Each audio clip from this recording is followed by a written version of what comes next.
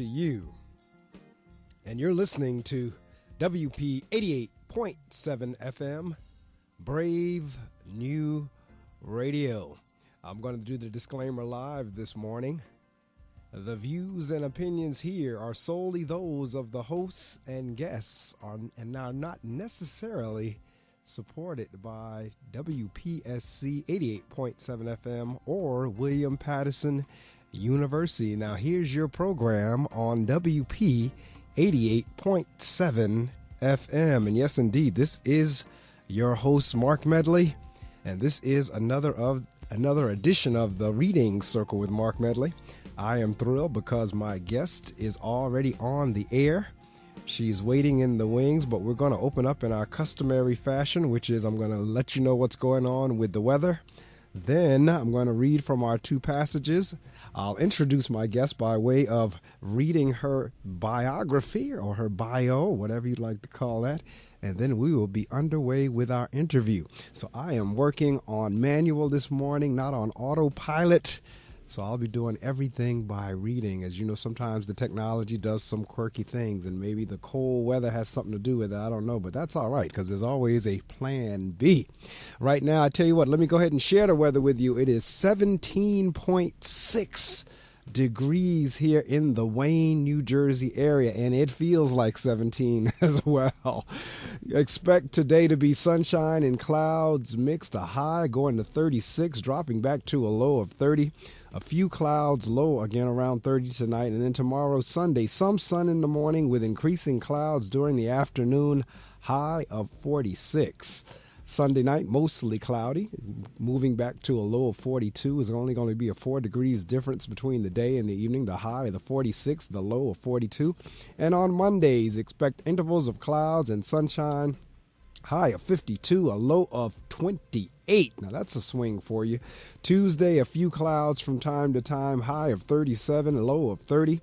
Tuesday night, cloudy with snow showers transitioning to light rain, low near 30. And then on Wednesday, a steady rain in the morning, showers continuing in the afternoon, high near 50 with an 80% chance of rain. And then Wednesday night, 20% precipitation. Cloudy skies early, then partly cloudy after midnight, low of 36. Well, that is the weather brought to you right here from the WP 88.7 FM Weather Center. Well, again, if you've been listening to the show any amount of time, then you know our ritual and routine. I'll read from two books. The first is What Can Happen When We Pray, and the second is Until Today by Iyanla Vanzant.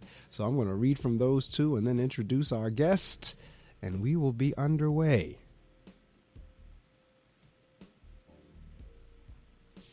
For today, November the 29th, and I trust everyone had a great Thanksgiving, a blessed Thanksgiving.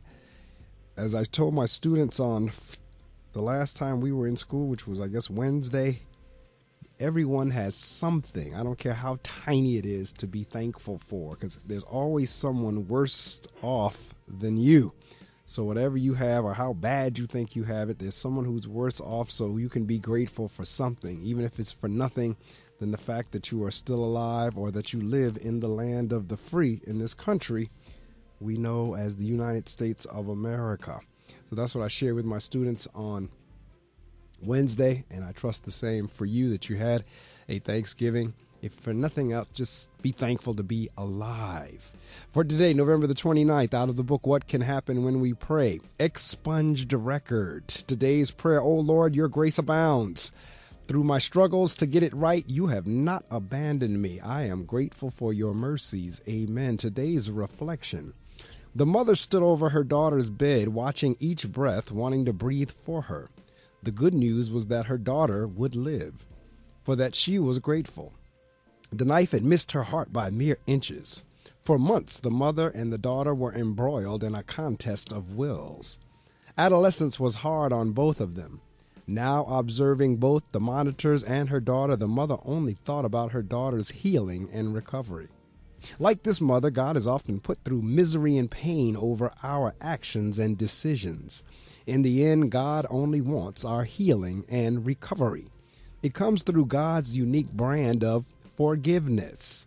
Forgiveness so strong that it expunges our records of sin so that the healing can begin. That's from the book What Can Happen When We Pray. And now from Iyanla Van Zant. For November the 29th, she says, the greatest service I can offer is resisting the tendency to be resistant. There is a process of living that few of us know about, but many of us practice.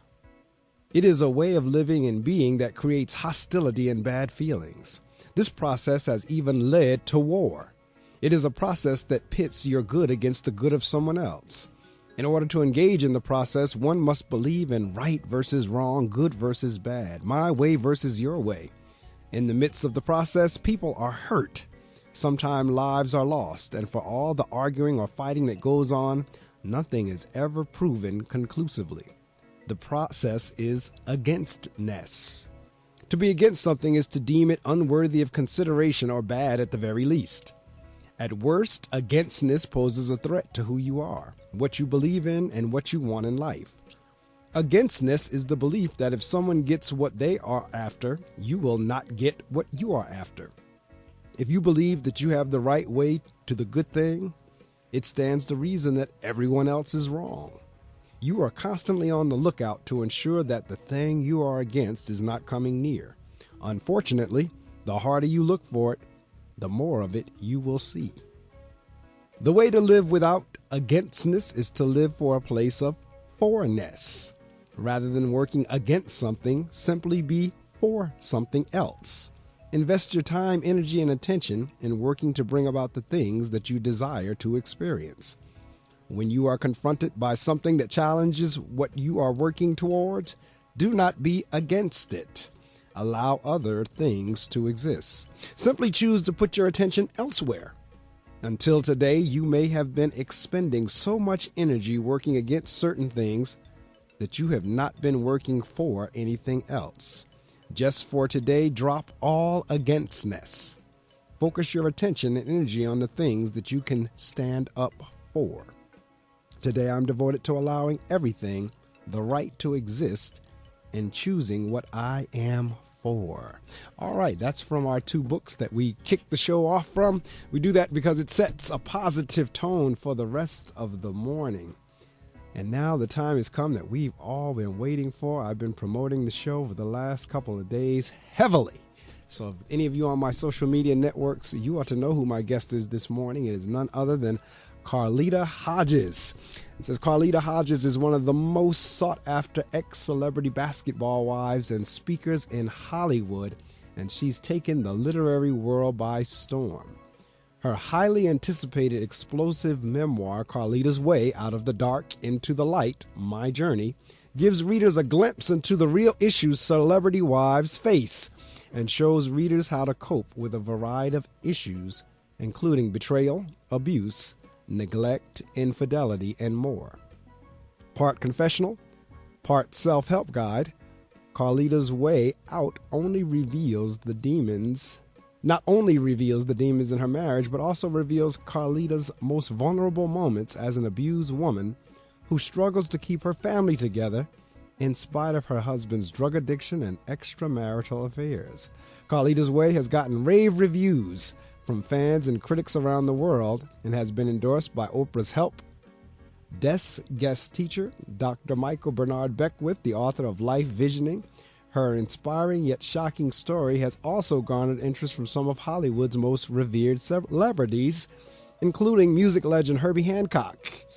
An in-demand woman's advocate and abuse survivor, Carlita rose to stardom after revealing her abusive marriage to NBA champion Craig Hodges and how she transformed her life after being dubbed, quote, one of the 12 craziest ex-wives of pro athletes, unquote, by www.hiphopwired.com.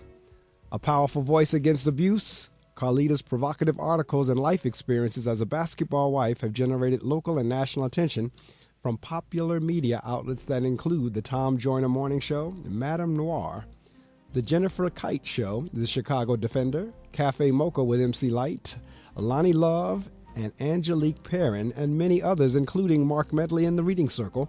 Recorded as the original basketball wife, Carlita courageously speaks out about controversial topics that include the critical mistakes women make that makes them targets for abuse in their relationships, how she triumphed over abuse, extramarital affairs, and why reality TV can be dangerous to women's self-esteem and relationships. I know that's right.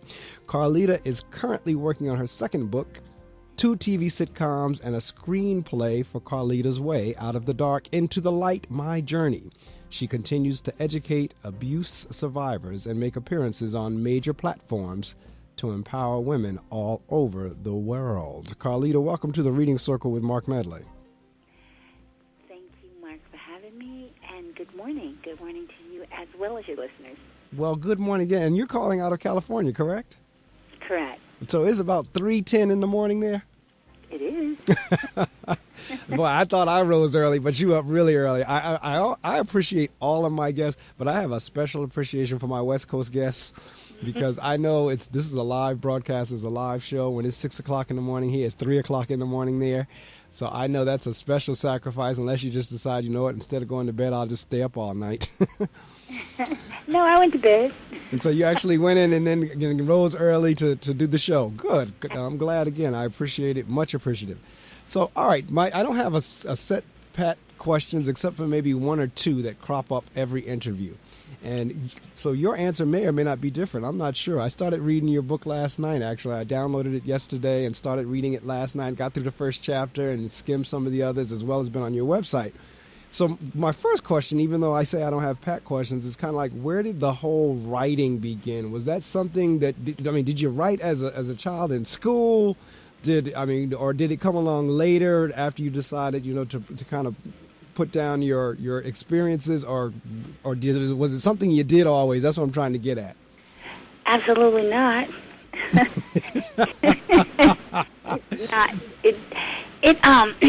When I experienced some of the ordeal that I'd gone through, I was stuck in a hotel by myself, and because I had nobody to talk to, I wrote down my feelings, and I just sat them there.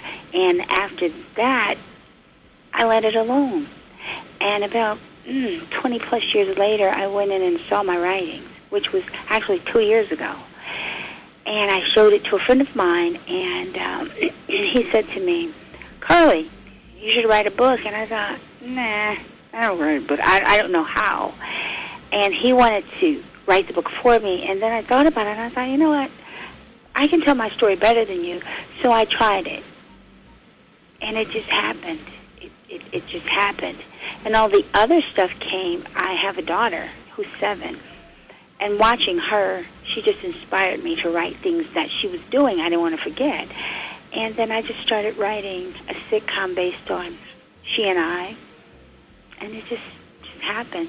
So you really, in the beginning, you were not one of my guests that have said, you know what, I knew from a child I wanted to be an author.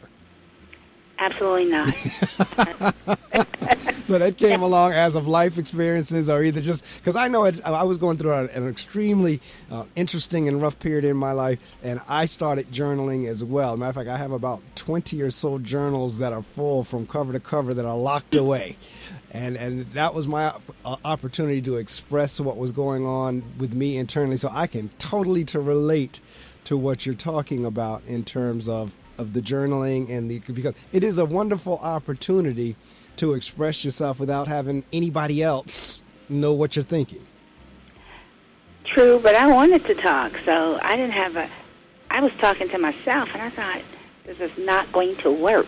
So I wrote it on paper, but it has been such an outlet for me. Absolutely, and that's a lot of time what journaling, it winds up being therapeutic and cathartic, and everything is like a release. So as I said, I started reading the book last night, and I skimmed it, and I knew of it, and I had totally forgot, or either really didn't even know the whole situation that you were accused of being the crazy woman, so forth and so on. So I'm sitting there like, okay, I was here during that time frame.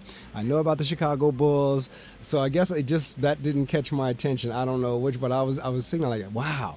And then as I started reading the first chapter, some things began to be clear. And I was just having this conversation the other day in terms of the number of female guests I've had on the show that has had the experience you had as a child, either from a family member or someone. So when I started reading the first chapter, and at one point I had like a string of guests that had had that same experience or similar, and I hadn't had one for a while, and I started reading the first chapter. I said, oh my God, because I don't think people understand the high percentage of molestation that goes on in the country. And so when I read your first chapter, it came right back to me again. But then talk to me a little bit about, you know, when you started writing, because I noticed the book takes it all the way back when you were a child. Whenever you started journaling, did you start then from when you were a child, or did that come as you started forming the book up? That came, which was surprising to me. That came when I was journaling. And they always say, you know, when you're an adult, you start to think about things that happened to you in the past.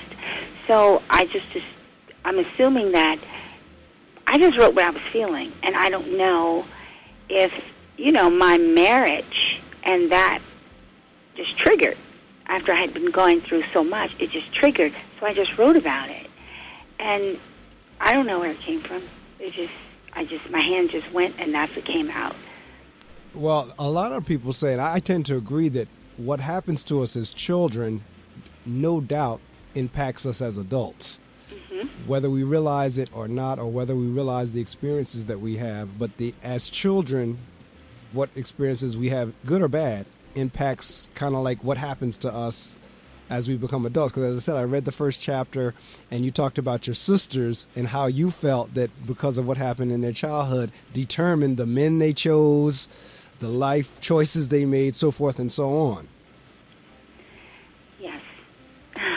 It was, I think that I was 8, but when I think about what happened, because I don't remember it all, and it's interesting that I can sit here with you today, because normally when I talk about that, I tear up, and I feel good right now, this morning anyhow.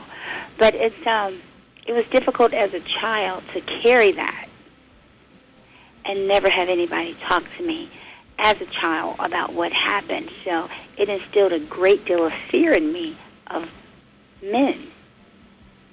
Right, and see, and that's why, and I'm glad you said that it didn't bother you in the way, and sometimes it has in the past, because what I'm trying to do is work my listening audience up to where the book came from. So I appreciate that, and thank you, because I never know with these subjects, but since it's in the book, I figured, okay, you know, I'll ask about it. But I'm working my listening audience up to everything that happened with you, and kind of like the backdrop, because ultimately we want them to get the book. And by the way, listening audience, the book is good. Caught my attention from the first chapter, and I'm looking forward to reading the rest of it, and I'll be reading some more of it today. If you've just joined us, my guest is Carlita Hodges. She is an ex-celebrity wife, if that's the way we want to call it, but is an ex-celebrity basketball wife, and we're going to talk about that as we go through the interview as well. Because as now you come along, I'm to the point in the book where you started modeling. Okay. And that's where I am when you started modeling. I was right at the point where you started talking about where you met your husband. And that's where last night I fell asleep, and I said I'll finish it up today, but we can talk about it a little bit this morning. How did the whole thing, because I mean, I've been around professional athletes. I know I have some professional athletes as friends, some actors and actresses as well. How did this whole meeting come about, and was Craig playing basketball at the time? See, I didn't get that far in the book, so it's probably there, but I just didn't get that far yet. Was Craig playing basketball at the time? He was not. He had been drafted. But now, the truth is, Craig and I had a love story. We really did. I didn't know he was playing basketball. He was just out of college. He had been drafted. I had no idea of what was happening with him because he didn't tell me, and I didn't know to ask. We met by mistake, and it went really quickly. So he met me by my sister's home because we were outside talking with a friend of his. And I think on his part, it was love at first sight, because he said that day, that minute he laid eyes on me, that I was his wife. He didn't say it to me, but he said it. And he called me Nefertiti, And it was a whirl of things that happened within that moment. And the truth is, I went out with him on a dollar bet.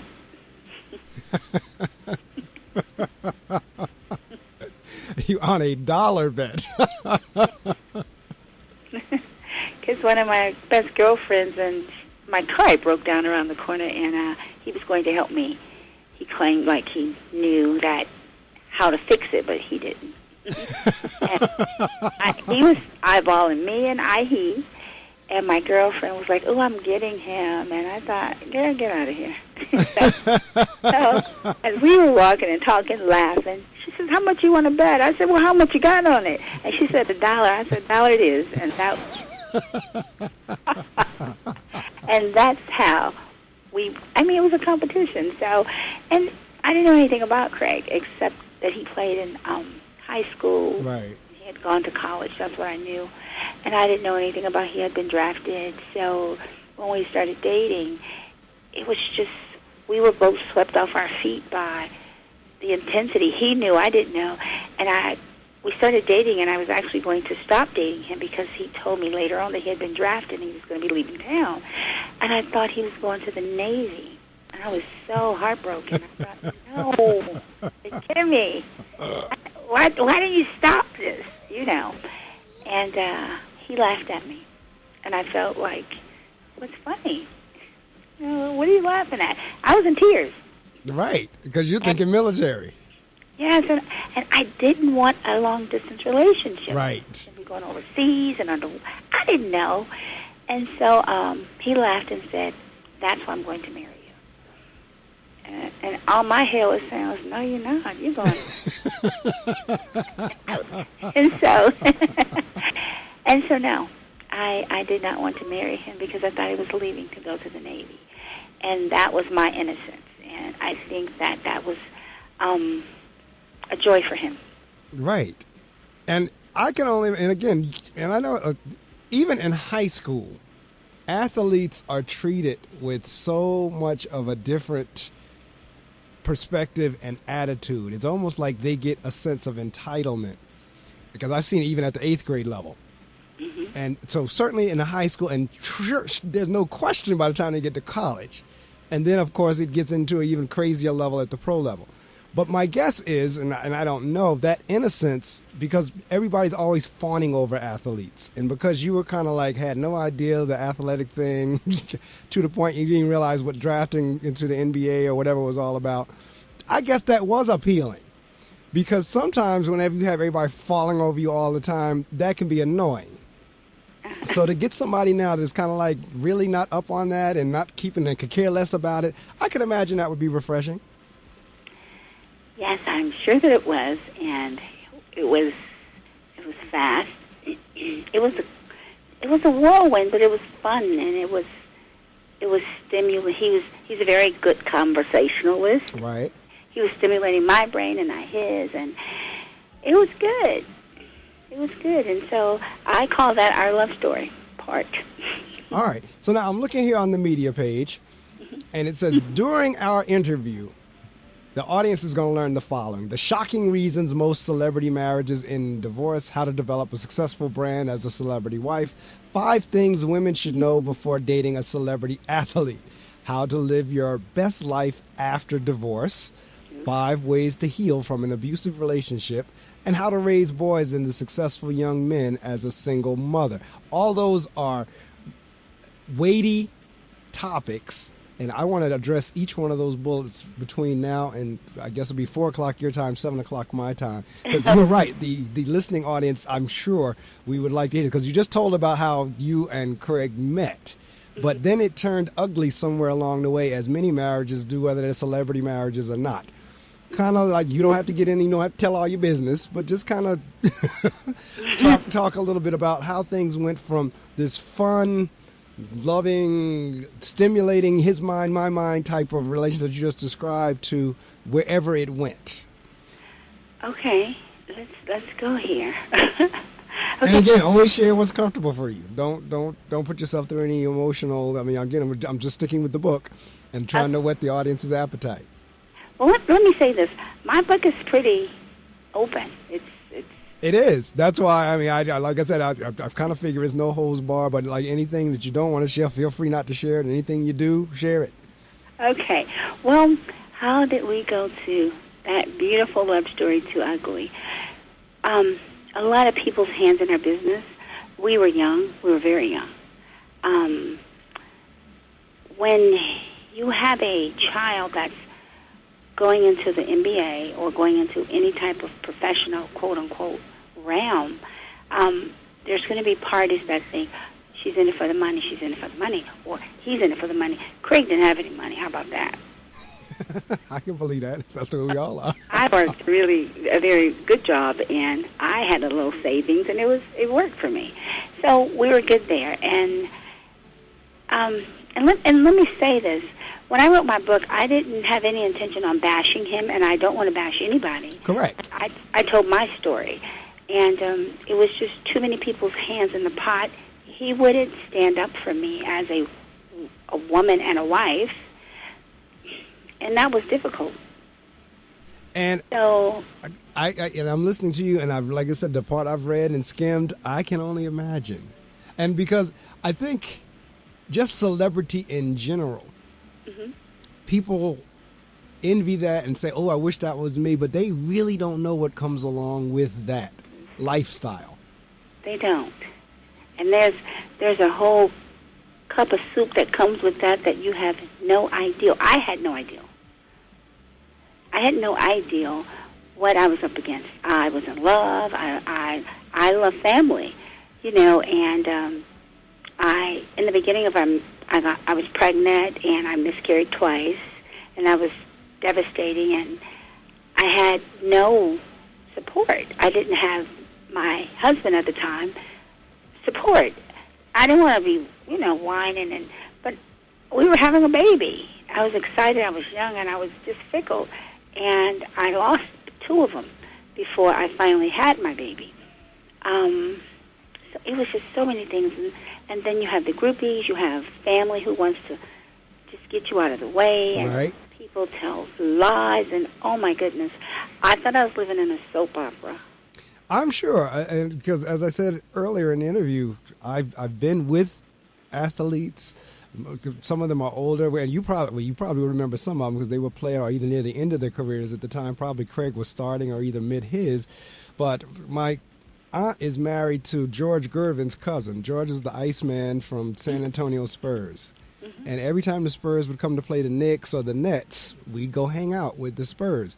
And I got firsthand look at just a night when we get back to the hotel, when we're on the streets of New York, how people were falling out. They would almost faint because George Gervin walked down the street. And then, I met some of the other players for the Spurs at that time. And I even was mistaken one time for being an athlete. I was trying to tell the gentleman, no, I'm not. And he just wouldn't believe me. So finally, I just signed his paper. But I'm saying all that to say, it's a totally different world that people strive to say, I wish that was me. But if it was you, as Carlita was just saying, it's something different in terms of handling a lifestyle. And when you were saying you were pregnant, I'm assuming Craig was out on the road with the basketball team. Yes, he was. Okay, so they're gone all the time. They're playing ball. Do you, as the wives, do you get the option to go if you want to go whenever they travel? Oh, that's cute. I did when I wanted to. Okay. But, no, they don't want you on the road with them. They don't. They told Craig to tell his wife to stay home. And that's generally like a team policy or management policy? Or was it the rest of the guys? It was the coach. The coach himself, okay. He said, tell her to stay home sometime because I was seeing too much. Okay. Well, then you know exactly what I was just describing then. Yeah, but it's like that when you're at home. It's just not on the road. It's at home. We were at a home game. What team was he on? I think Milwaukee. And a young lady walked up to him. I had a big belly, and she asked where was he staying? And I'm like, does she not know that and she didn't care. Right. So, yeah, she didn't care, and she told him that she wanted to come to his room. I said, well, sweetie. and for those in the listening audience, Carlita is not exaggerating, and she's not making that up. Because my experiences, and this is going back years ago, but there were women that would be just waiting. They would figure out what hotel the ball team was staying at, and they would be there in droves. I mean, just down there in the lobby, just waiting for them to come through. And Carlita's not exaggerating a bit, because I've seen that as well. So I have one better.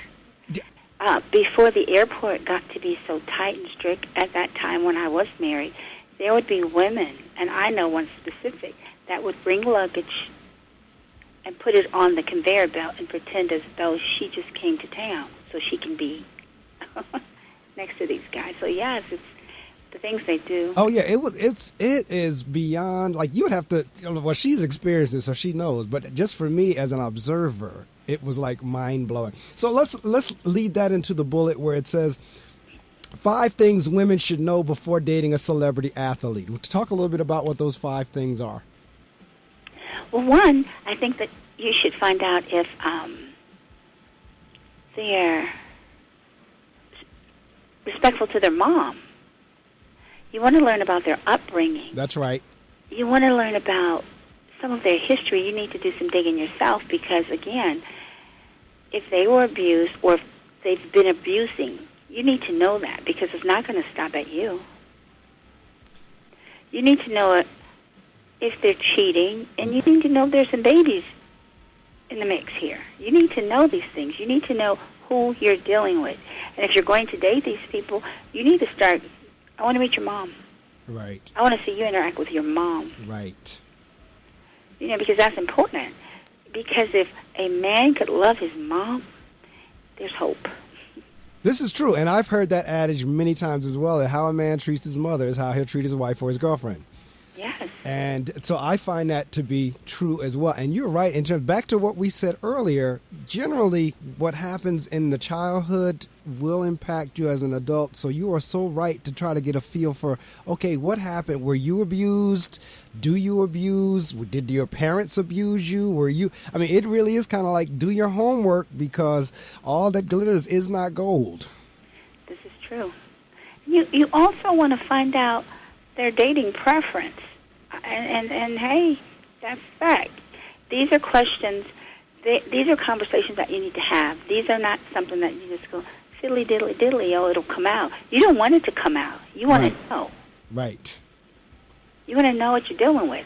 And when that red flag comes, because people are looking at, oh, he's a celebrity, he's got money. From me learning, when these guys don't hear their name, you got a problem because they become different people. And it's something that they have to work out. You need to get out of the way because I had to a degree. When the season's over, right? Not their career. I'm talking the season. Wow. They have to, adjust to that. So they're not hearing their names. They're not getting that attention to the magnitude that it was when it's season time. So they have to readjust also. So they become grumpy, a little mean, and they're adjusting too, and you just have to know. Now, see, that's something I never thought of, because I know, like, when the career is over, I can imagine that kind of withdrawal happening. But you just brought something that I never thought of, and that's when the season ends itself. So you mean for basketball, season usually ends around May, depending on if you playoffs or not, April, May, somewhere around there. So between that time and then training camp, which starts again like in September, October, they're not hearing their names. So you're telling me that brings on a whole different mood shift? A whole different animal, yes. Wow. And then they become adjusted. You'll learn that, oh, they're tired. They want the season to be over. No, they don't. If guys could have the season forever, they'd have it 24/7. They'd have it. Then I know it's got to be real crazy when the retirement comes. Oh, absolutely. Oh, my. So, all right, now, so the next one of the points that here says, how to live your best life after divorce. Let's talk a little bit about that because, and again, I can relate to that because I have gone through a divorce, and I can tell folks divorce is no joke. That is no joke. So I could see why you could say how to live your best life, because for some people, the divorce kills them. That's it. There is nothing beyond that for them. So let's talk a little bit about that. How to live your best life after divorce. Yes. First of all, let me say this. If you're getting divorced and you're happy about it, I think you should have a big celebration. I've read that as well. That's for some people have a coming out party. That's right. I think that you should. But you still have to heal. Right. So there should be a process of no dating. Right. And whatever your spiritual walk is, you have to get in it. You have to get down and get in it. Correct. You have to have that relationship with you and God. Correct. You and your spiritual self and you and your spiritual leader. You have to get there. And because if not, you take all that ugly baggage into the next relationship. There has to be a healing process, just like with death. That's right. There's this, to me, marriage was just like a death. Right. I agree, because I felt the same way. That's exactly how I characterized it. And so you have to, because you have to learn yourself. You've taken on so many of these individual ways. I lost myself. I can speak for me. I lost Carlita. I didn't know who she was. I was so twisted and scared. I was almost like an orange that I had to peel the layers back again and figure out, where are you in there? So you have to say in prayer, and I did that. Right. I definitely had to, because at the end of the day, your prayer works. Yes, it does. And I can't say for sure, but I think if I had some type of real spiritual base in my marriage, we could have survived some of the bumps. Right. We had nothing. He wanted to be a Muslim, and I wasn't going for it. And it wasn't that I didn't like Muslim. It was just that I didn't understand, because right. I didn't know what my ex-husband was going to be practicing the next week. Right. So I just stuck with what I knew, which was Christianity. And I was wobbly about that because of what had happened with my family. Correct. My sisters when they were younger. So it was nothing solid under my feet. For those of you in the listening audience, I hope you've been with me since 6 my time, 3 o'clock Carlita's time. But my guest this morning is Carlita Hodges. She is the author of Carlita's Way. Out of the Dark, Into the Light, My Journey. And we're talking about a host of things that she's actually talking about in the book when she's talking about coming out of the darkness into the light, and she's sharing her journey. So let somebody know that we're on the air. Text somebody, tweet somebody, get on all your social media networks, and let somebody know that Carlita Hodges is on the air with me at this very moment. Oddly enough, Carlita, I know it's real early over there where you are, but it's it's regular morning time here. But I'm always amazed at how many people are up this time of morning. It's more than one might think. It's because people ask me, "What do you actually do a show that early in the morning?" Yes, there's more people listening than you may think. So those of you who are in the listening audience, please make sure you text and tweet and get on your social media sites and let somebody know that Carlita is sharing a very important interview. And even though we're having some laughs and having some fun, the information is extremely important, because I'm going to shift here a little bit to talk a little bit about the point that you have here. 5 ways to heal from an abusive relationship. Now, this abusive thing is just, I mean, domestic violence is right now getting more attention than it probably has in a long time, because, again, another celebrity, Ray Rice, and some other folks. I just saw yesterday where the NFL is allowing Ray Rice back into the league, back into the sport. And everyone has probably by now seen that horrendous video between he and his wife in Atlantic City or wherever they were in the elevator. Let's talk a little bit about this whole notion of abuse, particularly between a man and a woman, or domestic violence. I hate it. How about that? That's 2 of us. Because now let me say this. Men are being abused too, so let's not leave them out. That's correct. And see, I was about to say, there's more than one form of abuse, and I'm going to let you take it, because many people think abuse is just physical, but there's verbal, there's mental, there's the physical, and even in some cases the spiritual. All of that, they're forms of abuse, and you are so right. There are men who are abused as well. So I'm going to let you take it from there to talk a little bit about it, but I think those points need to be made. Okay, I'm going to speak for me. I know that I was mentally abused completely. I was told a lot of times that I would never divorce. You wouldn't divorce me because I'm who I am and I'm in the NBA. Oof. And then because I lost myself, I didn't work because my husband didn't want me working. I wanted to work, but he was like, no, you are going to stay home and do these babies. So I did that. It's very, very difficult to walk in the shadow because when the ball drops and you're standing there with nothing, it's hard to recover. You know, I didn't go to college. I did some classes here and there, and it was very difficult to try to bounce back into society. You lose yourself, and it's the worst thing in the world to have to go through. You, not only yourself, the friends go where the money's at. The friends are going to go with the partner that has the money. So you sit there in a corner and you blame yourself, and it's your fault, and you're thinking, what did I do? What could I have done different? You get to this point where you feel desperate. And you make bad decisions. I made a terrible decision out of desperation. It's hard, and then you have people judging you, and you're ashamed. Right. And you're scared to speak out. For women that have been beaten, hit, I have been there too. You wind up back in those relationships. Once you're out, because you just don't know where to go, you're going to go, who's going to listen, and it's a lot of trickery in abusive relationships because you get out of one, you get in another one, but that you don't realize it because you're so colorblind right now out of desperation. And you don't want to tell anybody because of fear. My sister was abused far worse. Well, she had the marks. And all of it is bad and ugly. Right. So hard when you're being mentally abused, and especially you're married to this guy who's in the NBA that's making all this money, and they're thinking you're just a big whiner and a baby. I was not a baby. I was not a whiner. I was hurting inside and didn't know what to do and where to go. So I zipped it and took what was handed to me on any platter. And the platter was not gold or silver.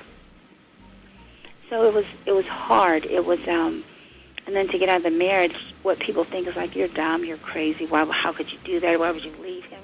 Because I can't breathe. That's why. That's right. And see, no matter how much money is involved, it does not give anyone a license to be hitting on anybody. Nobody deserves to be anybody's punching bag. I don't care how much status and celebrity and money and everything is involved. And a lot of time in abuse cases, exactly what you described is what happens, that the person, whether it be male or female, they keep going back.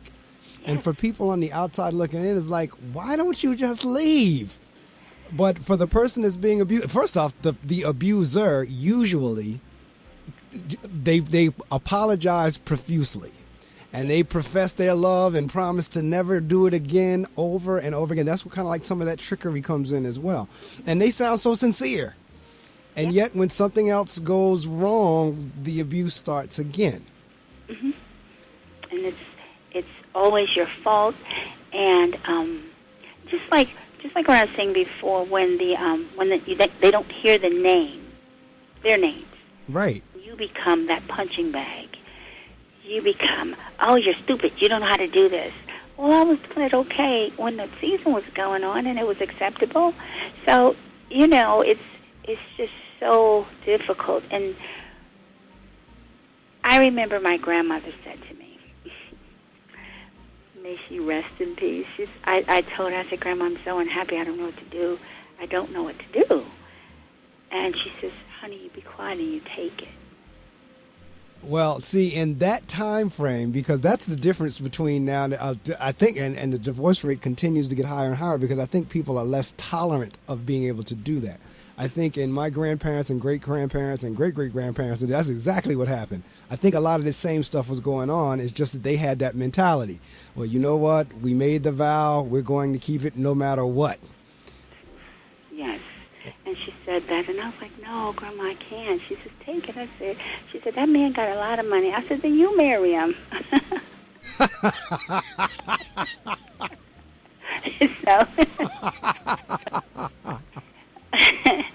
And she chuckled, and that's it. And so I thought, well, maybe I'll just be quiet. But it was, it was hard. I was full. I was so full at the end. I was so full, which is how I got the title of the worst sports wife in the world. Yeah, and I think if you talk, and I'm sure you have, but you talk to some of the other sports wives, some of them have similar experience. Because again, the lifestyle. One of the things that intrigued me as soon as Florence got in touch with me, letting me know about your book, I said yes immediately, because I always love the behind the scenes. Not from the standpoint of trying to be nosy, but just from the standpoint of I know what I see on the screen, on TV, and on stage is one thing versus what's really going on in the background. And so I always like to know, regardless of like whether it's the president or whatever, like anytime I've read a bunch of presidential memoirs of what was really going on, I know what they say in their speeches, and I know there's something totally different going on in the White House. It's that way with a lot of things. What we see and what's really going on in the background, two different things. And I'm always interested in the background piece to see what is the real deal. And I appreciate this interview with you this morning because you're giving us the real deal. Whenever I was reading your bio, you were talking about how reality shows are damaging. I could not agree with you more. Talk a little bit about that. Well, let me say this first. We all that watch it, it's a guilty pleasure, but it's so not what's happening. Right. A lot of them are scripted. They say they're not, but they are. I watch a few of them, but I watch them for information as well. To be like, we don't act like that. Let's go with basketball-wise. Right. We don't act like that. We did not act like that. We women that were wives, we stuck together. In 10.5 years I was married, I never had an argument with a wife. Never. We did play dates with our children. Right. Stuck together. We were friends. We didn't. I mean, some of them click, and we as people have our insecurities, but it wasn't about, oh, she's a girlfriend. Oh, we didn't care. That was not a priority. My priority were my boys. My priority was getting home making dinner. My priority was making sure that he wasn't disturbed when he was getting a nap. When they were out of town, the biggest thing for me was not having to cook dinner. Right. I don't have to cook dinner. Let me go hang out with the boys. We didn't act like that. We shopped not even together. I can't say that we have. Unless we were out of town or something and we hung out while they went to practice. We may have done that. But we didn't fight. We didn't abuse each other. We were supportive because we knew what we were going through. We may not have talked about it, but and some homes were probably a little happier than others. But we didn't act like that. And again, that's TV. They need to bounce it up and poof it up. Right. But let me just say this. I don't like it because it's buffoonery. Right. And it makes black women look really bad and desperate. I could not agree with you more. Yes. It makes us look really bad. I did have an audition twice for Basketball Wives. They did not use me, which is fine, because I wasn't going to do I think because what I said, I don't want to be hit. You're not going to hit me and think that that's okay. Right. I'm a grown woman. We don't hit. Right. We can sit down and have a conversation, but you're not going to throw a bottle at my head and hit me. I have kids I'm raising. Right. So, and they need me. So, it's not going to turn out really, really like, okay, and the next week we're friends. It doesn't work like that. Right. I'm going to have a real grown woman conversation with you, and you're not going to hit me. And, that's why I say for I guess there's just certain shows, there's most shows, because I don't watch a whole lot of TV. Most shows I can't watch because exactly what you said, most of them are buffoonery. I mean, there's even a lot of the entertainment shows I can't get with because it's like, why do I care? I mean, it's like I could care less about what's going on in somebody else's life. But from the standpoint of these various housewives of Atlanta, housewives of New Jersey, basketball housewives, football wives, pastors' wives, this one, I know that's buffoonery. That's all that is. And it has to be what you said earlier. For most people, it just has to be like some type of guilty pleasure or something. But unfortunately, there are a lot of people who believe that crap. That's the sad part. There are a lot now because I'm convinced for the most part. I mean, just even looking at yesterday, Black Friday, I'm convinced that many of us are just weak-minded. But but there are a lot of folks who believe, they watch that and they believe that's how it is. And like you said, it's scripted. And if you try to tell a lot of people, no, it's not. Yes, it is. Yes, it is. It's an entertainment. That's for entertainment purposes. So I'm going to shift again because I'm looking at, because I told you we're going to work through those bullets on your media page. Okay. How to raise boys into successful young men as a single mother. And I find that is very interesting. I read the foreword to the book. That was your son when he talks about when he was playing basketball. I think that was your son, correct? That's my son. Right. I guess he's 29 or something like that when the book came out. He's 30 now. So he was 20. Yeah, he was 20. He was 29 at the time, because I know he said, I've known her for my whole 29 years or something like that, he says in there. And because he talks about, the experience when he was playing basketball. And, everybody wanted to go see the game, the championship game or what have you, and the sacrifice you made and all the sacrifice you made. It was a very nice tribute. That's what I'm trying to get to. It's an extremely nice tribute. Talk about, because when I'm not doing radio during the regular week, I'm the principal of an elementary school in an urban area. And I see this single mother-son thing a lot. And a lot of time what I see is that the mother is almost ruining the boys. I mean, they're making them extremely soft because they're spoiling them or defending them or just constantly, and when I say defending, I mean I'm talking about defending bad behavior, not I'm talking about behavior that is wrong, but because that's your son, you're defending that. And I see you said raise boys successful young men. Talk a little bit about that. Well, first of all, there's this bond between mothers and sons. This is true. Yes, that's like real love. And I think that boys fall in their first love is their mom. That's, right. I can honestly say that for my boys. It was a pleasure. My boys were good boys, and right. That's to say they could have gone in the other direction. But I am very, very strict. All right now. I'm not the mother that play. All right now. I love you. I love you. I love you. But for me, what's important is education. If you cannot read and you cannot write and you cannot count, you're losing. That's right.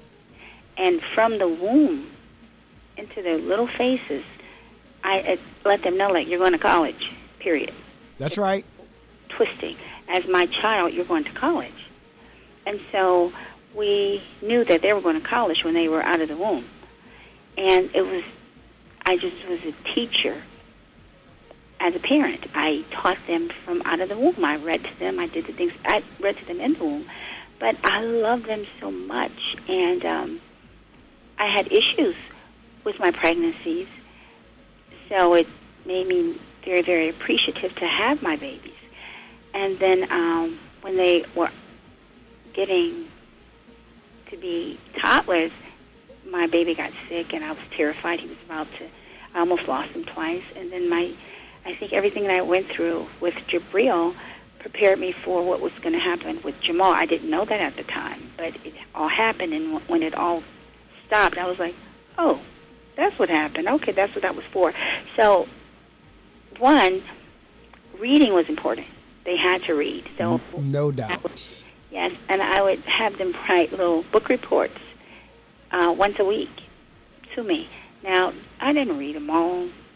They didn't know, but it was important. And whenever I would be making breakfast, which was 5 days a week, I would have them read to me while that's right. The breakfast to be served. Good for you. Yeah, I did that. And then they learned to count by playing games like Rock Teacher on the Stairs. And I just made it fun, but I was very strict and very firm. And once I became a single parent, I was that much more firm. And yes, I spanked my children. I did. Let me just say that when they were out of pocket, they were. I know that's right. I instilled some fear in them because I wanted to. But see, have them. We were talking about abuse a couple of minutes, but there's a difference between discipline and abuse. Mm-hmm. A pop on the hands or a little pop on the behind or what have you, it's not abuse. Mm-hmm. especially when you're trying to correct, to make sure we don't want you to do that behavior again. So I want to distinguish that very clearly. Don't feel shame because you say, yes, I had to spank a little every now and again. I got spanked whenever I was coming through. I know my mother's probably listening. If she woke up this morning, she's listening, because sometimes she oversleeps. But if she's up and awake, I'm sure she's like, oh yeah. And I didn't have to get it often, because usually when you do it right, the kid is like, oh, you know what, I'm not doing that again because I don't want to get that again. Exactly. So, I want to be clear for the listening audience. There's a difference between discipline and abuse. That what we were talking about earlier is abuse. Yes, that's abuse. Right. But a child that's going down the wrong path and you have to pop their hands a little bit, no. That's not abuse.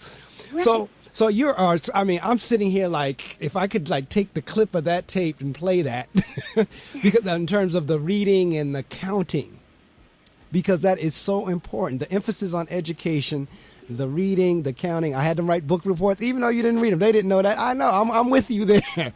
But they had to do it. And because they had to do it, that's why they got good.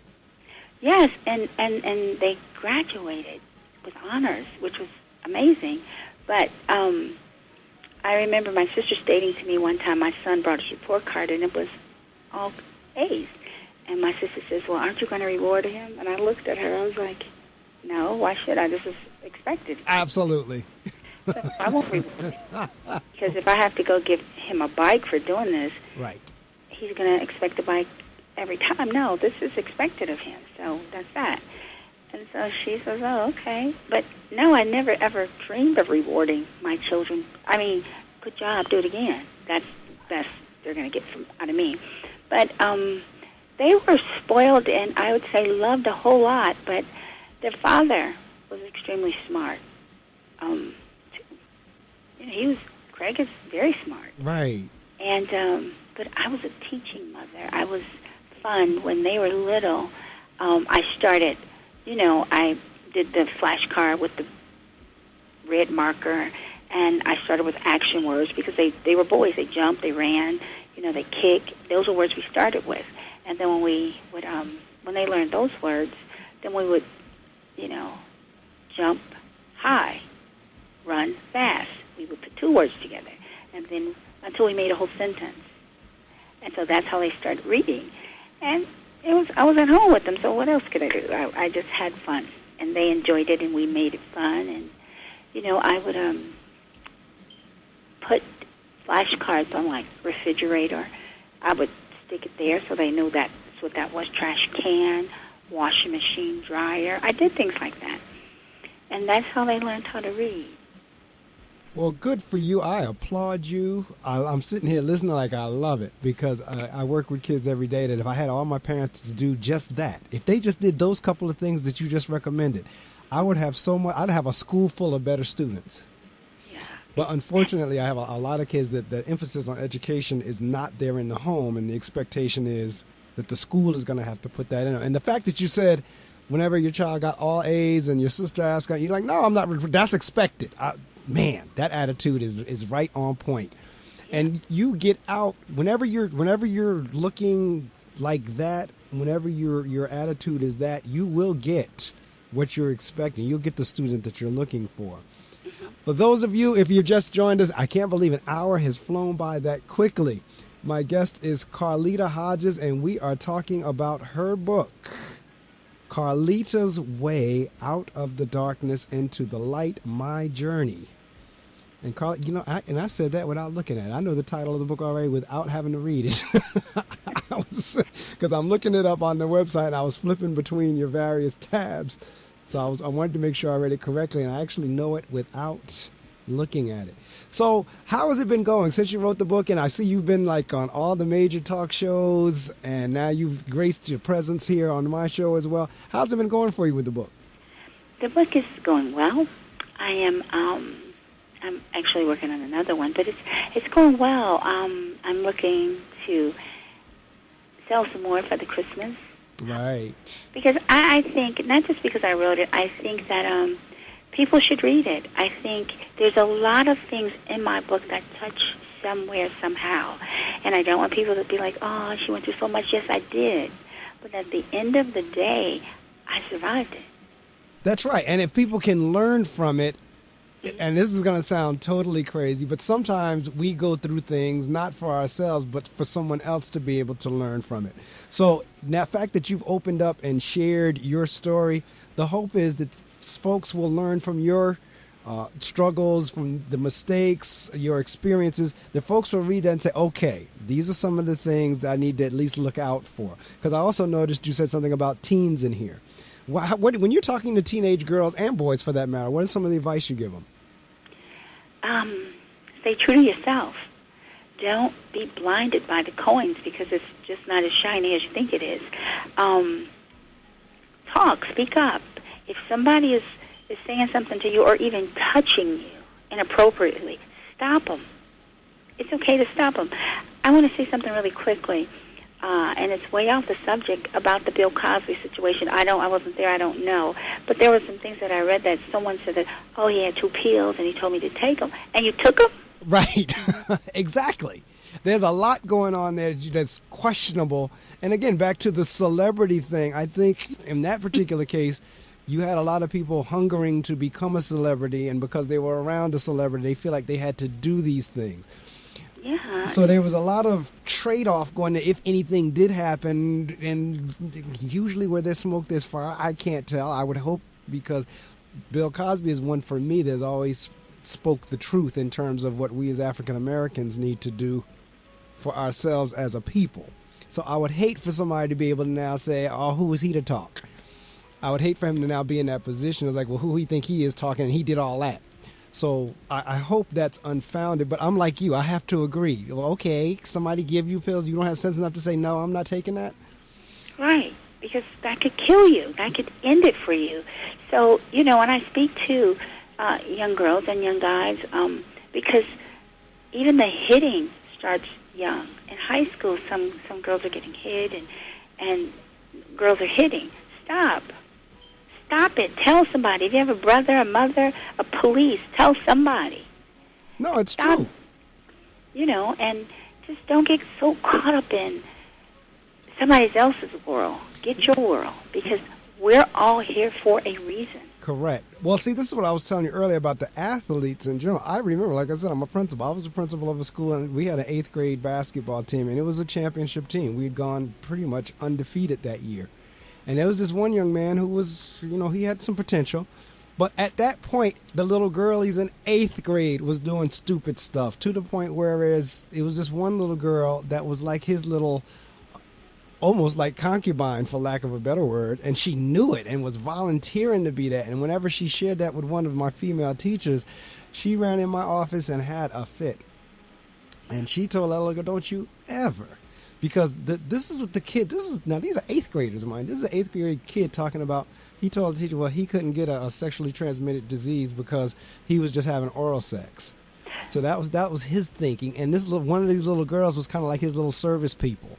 And she was okay with that role, knowing he had other girls and girlfriends. And this was at the 8th grade level. I'm sitting here like, but this was, again, I'm the star basketball player, so I'm entitled to this.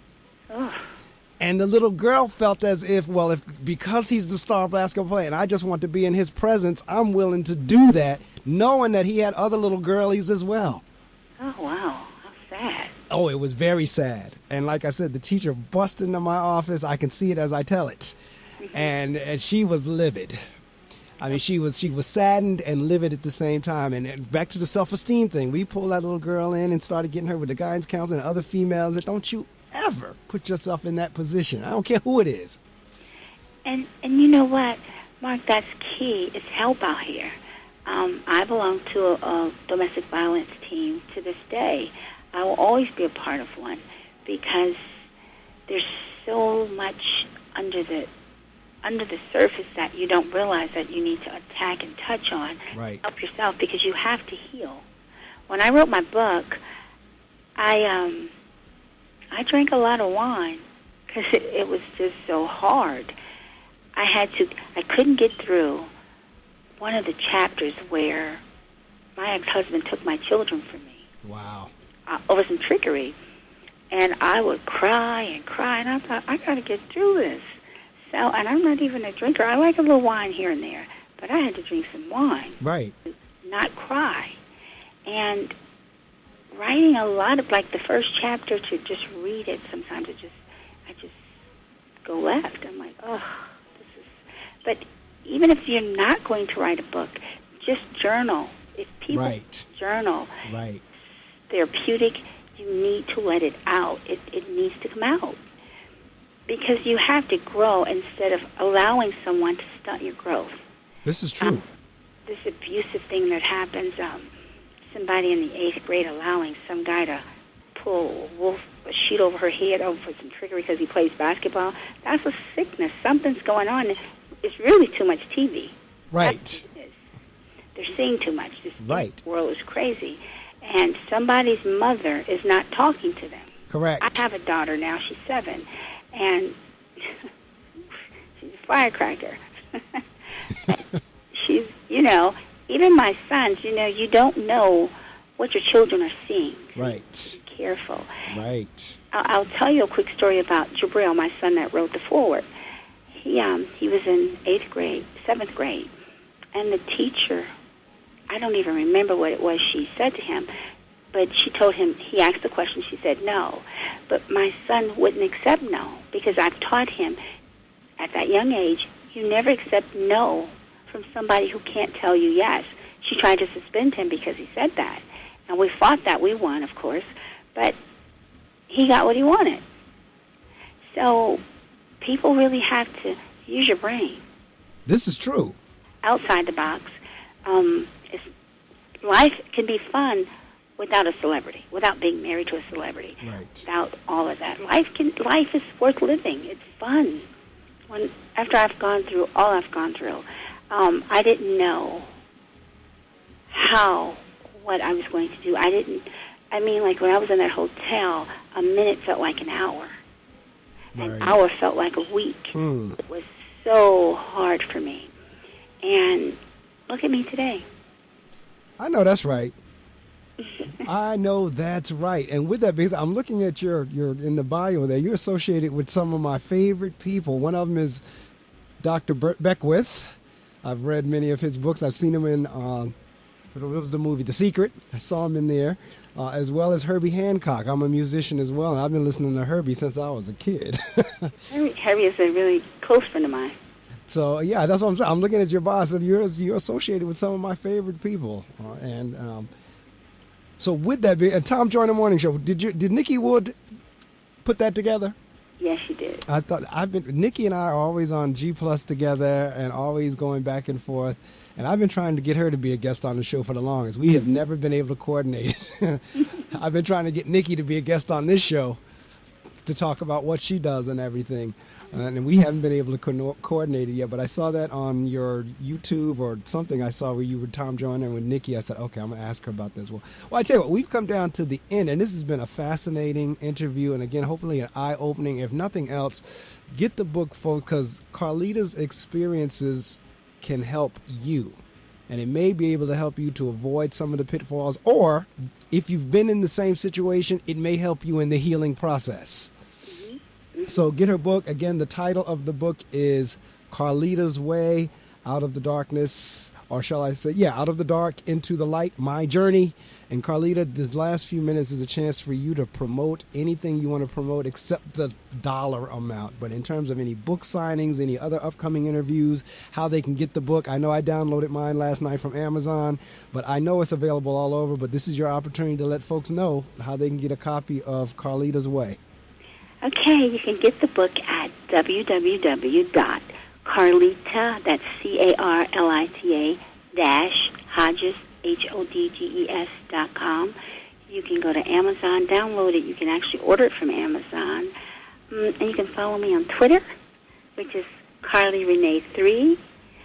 Carlita Hodges on Instagram, all capitals. And Facebook on Carlita Hodges. But yes, that's where you can get the book at Amazon.com. You can download it. You can also purchase the handheld book as well.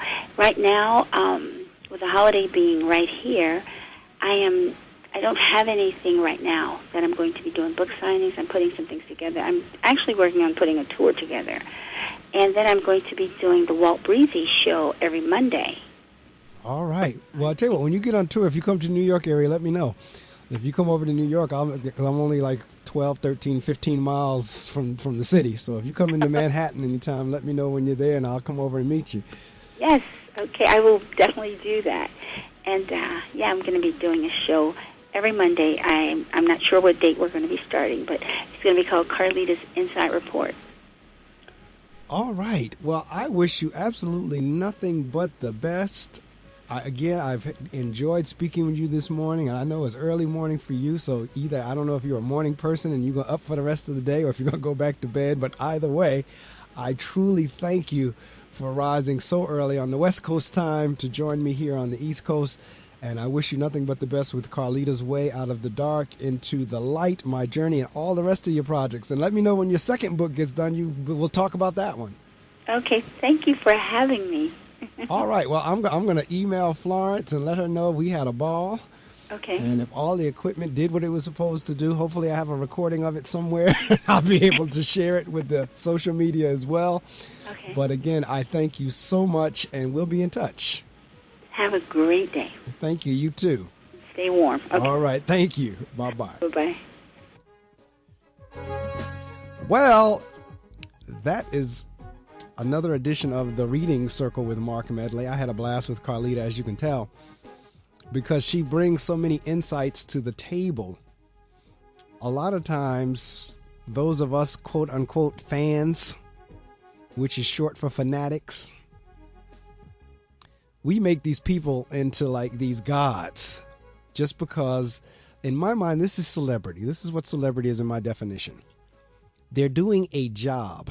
And the only difference in their job and the average ordinary Joe job is they get a heck of a lot more money for it, and they are seen by a heck of a lot more people. Other than that, they're human beings like anyone else.